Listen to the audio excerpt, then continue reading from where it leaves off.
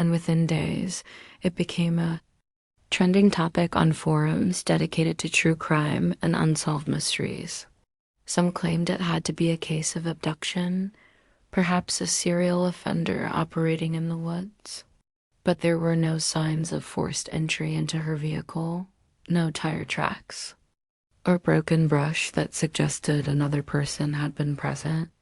Nothing was stolen, and if someone had taken her, how had they managed to do so in broad daylight on a well-traveled path without being seen? Then came the whispers, quiet at first, then growing louder among locals who knew the land better than any detective.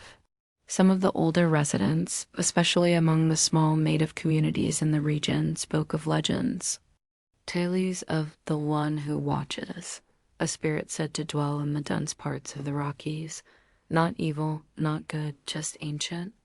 It was said to lure those who wandered too far off the path, especially those with a wandering heart or an unsettled soul.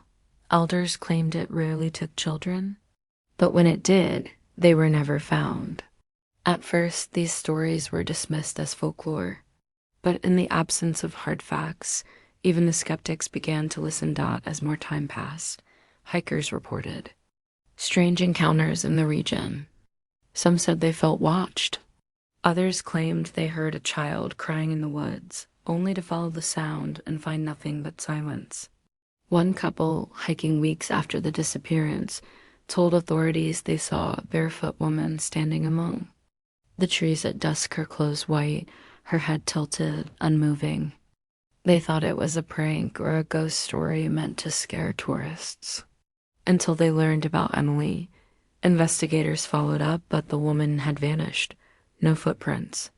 No sign anyone had ever been there. Just trees. And the growing belief that something in those woods didn't want to be found. Nearly a year after Emily and Noah's disappearance, when the case had all but faded from headlines, an unexpected discovery reignited public interest and deepened the mystery.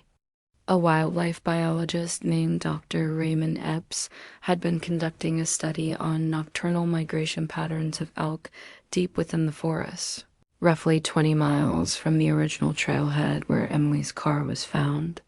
As part of the research, he had installed dozens of motion-activated cameras in remote areas, places few hikers ever reached.